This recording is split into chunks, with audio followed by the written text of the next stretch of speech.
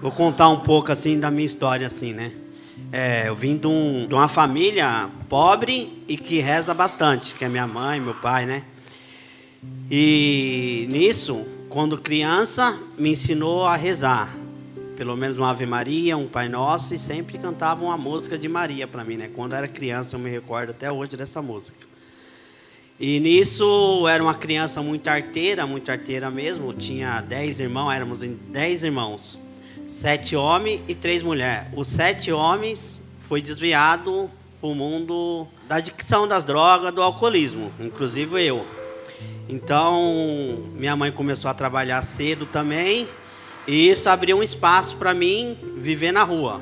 Vivia muito na rua quando criança, muito arteiro, e nisso meus irmãos mais velhos já era envolvido com o pessoal do crime, com o pessoas não boas, né, para a sociedade, assim, vamos dizer. E nisso eu tinha uma certa consideração, uma facilidade a mais de obter as coisas. E nisso, conforme foi crescendo, e tinha uma boca de fumo perto da casa da minha mãe, que meus irmãos tomavam conta. E nisso eu fui aprendendo as coisas também, fui ficando perto dos traficantes, ficando perto deles, e fui ganhando presente deles. E eu fui me iludindo, e quando eu fui ver, eu já estava de olheiro dessa biqueira. De olheiro eu passei para traficante, e de traficante eu comecei a vender as biribinhas, comecei a vender tudo, comecei a conhecer a maconha, já comecei a dar uns tragos, comecei a cheirar a cocaína, e depois caí no crack. Do crack, de traficante, eu passei a dever, de vendedor a devedor. Então eu não conseguia vender para sustentar meu consumo. O que eu tive que fazer? Tive que fazer pequenos furtos e até uns assaltos nessa época, para sustentar o meu vício. Aí eu saí de traficante, porque ninguém dava mais droga para me vender, porque eu consumia tudo. Então eu só comecei a roubar para sustentar meu vício. E nisso fui roubando, fui sustentando meus vícios, não conhecia o álcool ainda nessa época. E fui me aprofundando, já tinha um conhecimento muito grande na região ali, né? Não roubava lá dentro, mas saía para fora, para bairros vizinhos, para adquirir o roubo, algumas coisas para trocar na droga. Isso fui me aprofundando, fui me afundando, na verdade, né? Fui me afundando, até que um dia eu fui roubar um carro, em 2002, e quando eu estava dentro desse carro, saiu o dono do carro atirando. Pegou um tiro no meu braço, consegui fugir na época, fui para o hospital, enfaixaram meu braço, operaram tudo e voltei. Jurei que nunca mais ia mexer com nada de ninguém. Parei um pouco, dei uma maneirada, a minha filha nasceu, né, que é a Bárbara, em 2002. Hoje ela tem 22 anos. E nisso arrumaram um serviço para mim na Coca-Cola, de entregador da Coca-Cola. E nisso eu fui me aprofundando no álcool. Então eu fui e comecei a roubar dentro dessa firma. Comecei a pegar umas coisas sem precisar, não sei o que tinha em mim ainda, que eu não conhecia Deus, né? Não conhecia Deus. Isso dava uma adrenalina para mim. Então eu fui mandar embora dessa firma. Aí o que aconteceu? Com o aluguel para pagar, com alguns móveis que eu tinha tirado no meu nome e estava na prestação, tinha que pagar, e comecei a frequentar aquela velha vida de novo. E nisso já comecei a furtar e a roubar novamente e me aprofundar no alcoolismo. Só que eu tinha forças ainda para fazer coisas erradas nessa época. Aí o que aconteceu? Fui roubar um posto de gasolina junto com um amigo meu, estava na moto. Ele conseguiu fugir e eu fiquei levando os tiros. Levei 8 tiros na época. Deram eu como morto, né? Fiquei jorrado numa poça de sangue. Veio a viatura, me jogou no camburão, me levou para o hospital. Eu cheguei com vida lá ainda. E fiquei em coma por 7 dias e 21 no hospital. Saí, prometi novamente que não ia fazer mais nada errado. Usei aquela bolsa de colostomia por um bom tempo. E nisso eu já estava me tratando no Hospital Heliópolis. Chegou lá a assistente social, falou que eu tinha um direito, que eu trabalhei registrado, que eu tinha direito a receber um auxílio doença. Aí eu fui lá atrás disso, consegui esse auxílio-doença e não queria mais saber de nada. Estava recebendo meu auxílio-doença, já tinha perdido minha família, a mulher que eu ajuntei, já tinha ido embora com meus 2 filhos, já tinha nascido o Felipe em 2002. E eu fiquei sozinho mesmo com esse benefício e fui me aprofundando no álcool, nessas coisas tudo e tal. E nessa vida de quando não tinha, conseguia roubar alguma coisa e fazer alguma coisa, algum gambalacho, essas coisas tudo. Em 2006 eu fui convidado para fazer um sequestro. Aí chegou lá nesse sequestro aí, não deu certo também. E quando nós chegamos já estava tudo grampeado, um monte de polícia já estava lá. Antes de eu descer da moto já me algemaram, já jogaram no chão. 2006 isso. Aí eu fiquei 4 anos preso, saí em 2010. Quando eu saí em 2010, as coisas já estavam bem mais fáceis para mim, porque eu tinha uma certa consideração. Fiquei 4 anos preso, já não roubava na quebrada, então quando eu cheguei lá não deixava ninguém roubar. Então tinha uma certa consideração, né, na região ali. Então tudo que eu precisava, eu não precisava roubar, eu não precisava trabalhar, eu chegava no bar, já tinha o álcool, eu chegava na favela, já tinha minha droga, que os caras me davam, né, pô, por essa consideração. E fui adoeci, acabei adoecendo na rua, ficava perambulando na rua, eu sou de Santo André, perambulando lá na rua de Santo André. Nisso, tinha um irmão mais velho meu que tinha conhecido a Missão Belém quando eu estava preso. Ele ficou um tempo lá, se restaurou e ele foi um dos primeiros acolhidos também, assim. O Manuelzinho conhece ele, o Williams conhece ele, acolheu o Williams também, é o Marcelo, né? Aí ele viu que eu estava numa situação crítica mesmo, me levou para Rio Grande da Serra. Chegou em Rio Grande da Serra, fui acolhido pelo Eliseu, o João, né? Os irmãos cuidou de mim, me amou mesmo, que eu queria ir embora, estava naquela abstinência do álcool. Eles não deixaram ir embora assim, segurou só na palavra de Deus mesmo. E foi voltando as lembranças de quando a minha mãe me ensinava a rezar, né? Aí eu fui me aprofundando lá dentro, fiz os cursos catequéticos, fiz o Exoá, no momento do se lançar, o Espírito Santo, repousei no Espírito Santo. E fui pegando gosto pelas coisas de Deus. Me aprofundei bastante nos 4 cursos catequéticos, consegui fazer minha primeira comunhão depois de velho.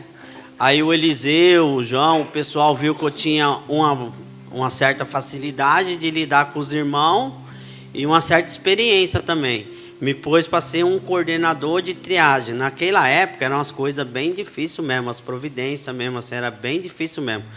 Nós pegava a carroça, uma carroça de cavalo mesmo assim, e ia até a feira, de quarta-feira e de sexta, ia em 6 irmãos, enchia essa carroça, né, desmontava as barracas, enrolava tudo, e eles davam as verduras, as frutas para nós. Nós enchia a carroça e voltava para o sítio. Era uma verdadeira alegria aquilo ali. Então eu me sentia bem, me sentia satisfeito. Só que no decorrer do tempo eu fui parando de rezar, eu fui me acomodando. Aí fui fazer uma visita lá na casa da minha mãe, já vi os velhos amigos, já deu vontade de ficar, eu não fiquei, voltei. E aquilo eu fui me martirizando, né, pô? Fui me martirizando, fui pensando, minha mãe abriu as portas para mim, tá na hora de eu voltar. Vou voltar, tenho uma experiência que é um pouco fora do comum, né? Tenho a facilidade, estou bem de saúde, vou lá, voltar para o mundo de novo. Vou procurar um serviço numa clínica que seja, alguma coisa, e vou viver minha vida. Saí da Missão Belém e entrei numa clínica. Nessa clínica eu fiquei 4 anos, só que eu aprontava muito nessa clínica. Como coordenador da clínica? Como coordenador, eu fiquei um tempo lá. E nessa clínica não era a mesma coisa que tem na Missão Belém. Eu tenho o dom de ajudar os irmãos a levar para Deus. Nessa clínica, eu estava enriquecendo o dono da clínica. Eu fazia os irmãos permanecer, os irmãos ficar 6, 8 meses que seja, mas isso enriquecendo o irmão da clínica. Não estava enriquecendo a Deus, né? Então isso aí foi me desgastando. Eu saía, eu bebia, eu voltava para essa clínica aí, você entendeu? Eu não estava feliz mesmo. O dinheiro que eu ganhava, eu gastava tudo de final de semana, que poderia sair, poderia beber, poderia fazer tudo. Então eu fiquei por 4 anos dentro dessa clínica, mas não tinha me encontrado, não consegui enriquecer, só consegui prejudicar a minha saúde mesmo. e ficar longe da minha família e longe de Deus. Aí peguei, me injuriei uma vez lá e saí fora, voltei para Santo André, fiquei 2 anos perambulando de novo, na adicção muito profunda com álcool também, adoeci. Perambulando na rua 2 anos? Na rua, vegetando, morto-vivo mesmo assim, eu acordava com uma situação crítica, não sei se alguns aqui passou por isso, eu tomava um gole de cachaça, vomitava e depois vinha aquele vômito verde mesmo, já era bile, assim, saindo para fora. Às vezes tinha que tomar a cachaça até num canudinho que eu não conseguia pegar o copo de cachaça pela tremedeira. Então meu irmão me ajudou de novo. Não sei como também, acho que eu estava vegetando lá, estava inconsciente, me pegou, me pôs no carro e me levou para São Miguel Arcanjo. Ali nesse sítio São Miguel Arcanjo, eu fiquei por uma semana com muita vontade de beber, com muita vontade de ir para a rua novamente. Antigamente acordava naquela depressão, meu remédio era o álcool. E dentro da comunidade, eu fiz diferente, né? Eu procurei fazer diferente. Procurei preencher aquele vazio, aquele sentimento de culpa dentro da gruta. Ia lá na gruta e me preenchia ali. Quem não sabe, a gruta de Belém, a reconstrução da gruta onde Jesus nasceu, que está lá em São Miguel Arcanjo, ele ia orar lá dentro. E aquela depressão, aquele sentimento de culpa, de ter perdido tudo, de ter tentado uma vida na criminalidade, não conseguiram, de ter tentado uma vida comum, também não conseguido, aquela depressão, aquele sentimento de culpa era tão grande que dava vontade de ir embora, dava vontade de beber. Mas o que eu fazia? Eu ia lá nessa gruta e descarregava em Jesus. E Jesus foi me ajudando. Fiz um propósito com Jesus dentro dessa gruta, eu e ele, de rezar o terço da misericórdia, e ele me abençoar, ele me mostrar o projeto que ele tinha na minha vida, porque eu passei por tudo isso, eu sou um milagre. Levei tiro, já fui preso, já fiz um monte de coisa, já aprontei um monte de coisa, não consegui. Qual era o projeto que ele tinha na minha vida? Qual o propósito que ele tinha para mim, né? E fui me entregando, Deus foi me abençoando, foi me mostrando as coisas. Quando eu saía da gruta, já tinha um irmão já precisando de ajuda, eu ajudava, trabalhei um pouco. Fiz uma laborterapia na marcenaria por 5 meses. Fiquei escondidinho lá, não queria mexer com vidas assim, né? Fiquei bem tranquilo mesmo. Me chamaram para fazer um monitor, não queria ser. Eu falei, não, estou em restauração. Fui negando, né? Fui negando a vontade de Deus na minha vida. Você entendeu? E nisso foi aparecendo umas coisas para me fazer. Aí, quando eu estava para ir embora, eu completei meus 5 meses. E me chamaram para se ajudar a ficar de caseiro de um sítio. Aí eu falei, eu vou ficar mais um tempo, vou fazer um tempo lá, vou ajudar mais um pouco lá e vou viver minha vida de volta, né? Isso era meu projeto. E nisso rezando, não parava de rezar, um diário bem feito, adoração, sendo fiel, assim. E nisso Deus foi me mostrando umas coisas. Fui lá, né, nesse sítio aí, embaixo desse sítio, tem um sítio de vozinho, que são 4 casas de vozinho. E nós começou a plantar verduras. Ia no bairro Maracanã, montei uma barraca lá, vendia e eu abastecia esse sítio São Gabriel de verduras. De 3 semanas eu levava verdura, ia lá nos vozinhos, jogava um dominó sem responsabilidade nenhuma. Aí nisso eu fui me apegando aos vozinhos, jogando dominó, ele foi contando a história da vida deles, então, tranquilo. Um belo dia, assim, meu pai adoeceu. Eu vim em Santo André ver ele, quando eu cheguei não consegui ver ele com vida, ele morreu. Aí eu voltei já decidido para cuidar da minha mãe, que já estava com 70 anos. E nisso aí o padre Gilson me convidou para fazer um retiro espiritual. Não falou que era para ser Cirineu, o curso de Cirineu.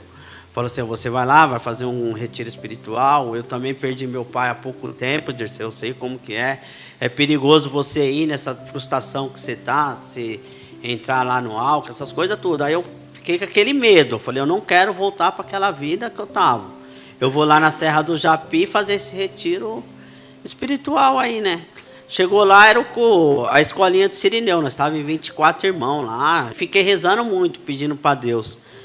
Quando eu voltei, fiquei esses 3 meses lá, bem rezando mesmo, adorando, fazendo o sugerido, cortando lenha. tinha bastante tempo lá para você meditar. Fui nas palestras, peguei todas as palestras com o Zé Antônio, ele formou eu bem, assim, né? Pô, já sabia um pouco, junto com o Eliseu, com o João. Então, fui pegando gosto pelas coisas de Deus. E Deus foi me abençoando e foi me mostrando, me mantendo ocupado com as coisas dele. E nisso, já tirei aquela vontade de beber álcool da minha vida. Já não tinha mais, já não tenho mais dificuldade com álcool e lutando assim para saber o que Deus queria da minha vida. E sempre ponhando Deus em primeiro lugar e lutando. Sempre dava vontade de ir embora, ia lá, rezava, fazia o propósito, perguntava para Jesus, como um amigo mesmo, o que ele queria da minha vida, se era para ficar aqui, me ajudasse a iluminar e mostrar o caminho. E Deus foi me mostrando. Quando eu voltei da Serra do Japi, o que aconteceu? Pediram para me ficar no sítio São Miguel Arcanjo. Tinha um monte de missionário lá, tinha o padre, a Cacilda, o Gilson, estava lá também o padre. Me pediram para me fazer uma experiência lá, para me ficar de sirineu tomando conta do aspirantado. Eu peguei e fiquei lá, fui bem, uns 2 meses, fiquei lá bem assim, consegui levar Deus para os irmãos, formar os irmãos do jeito que eu estava sendo formado. E depois me pediram para me fazer uma experiência nos vozinhos, né?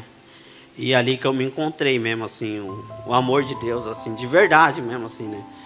Então foi uma coisa que eu refleti, assim, antes de aceitar. Eu falei, eu vou rezar primeiro, depois eu venho aqui e falo para vocês. Aí tocou muito no meu coração meu pai, né? Meu pai tinha falecido, eu nunca tinha ajudado ele, levado um copo d'água para ele, nunca tinha trocado uma fralda, assim, apesar que ele não usava fralda, mas nunca tinha feito bem para o meu pai.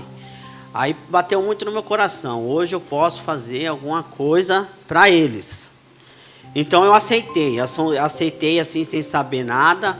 Entrei na casa Padre Pio, que é uma casa que tem os vozinhos que não são bons de cabeça. Eles batem, na mesma hora eles dão risada, ele te abraça, na mesma hora que ele te dá ele gospe, na outra hora ele vai te dar um beijo. Então é uma coisa de louco ali. E eu, de manhã, assim, toda manhã, assim, acordava às 5h30 da manhã mais cedo, eu ia chorando, atravessava a rua da Padre Pio assim e já caía dentro da capela. E nisso, brigava assim, falava com Deus, ô Deus, pelo amor de Deus, o que você quer da minha vida e tal, me ajuda. Chorava de lágrima mesmo assim, com o diário na mão. Aí voltava para dentro da casa, aí dava banho, ajudava a dar banho, aprendia a dar banho ali nessa casa, aprendi a conviver com ele. Não tinha montado um sistema que o padre montou de sinais vitais, de PDD, essas coisas. Era o avôzinho convulsionando e eu pensava que ia morrer. E eu todo apavorado. Ixi, foi uma coisa que, eu vou falar para você, ali que eu me encontrei mesmo, dentro dessa casa Padre Pio. Então ali eu fui lidando com os vozinhos e o tempo foi passando. E hoje eu me encontrei mesmo assim no mundo de ajudar o pobre, né? A restauração, assim, a minha restauração está em ajudar o próximo, não ajudar a mim mesmo. Eu já tentei uma vida comum, já tentei uma vida de adicção, uma vida no crime, não consegui. E hoje eu estou conseguindo e estou feliz com a vida com Deus. A vida com Deus eu estou conseguindo e estou feliz por isso aí. Obrigado, Jessé.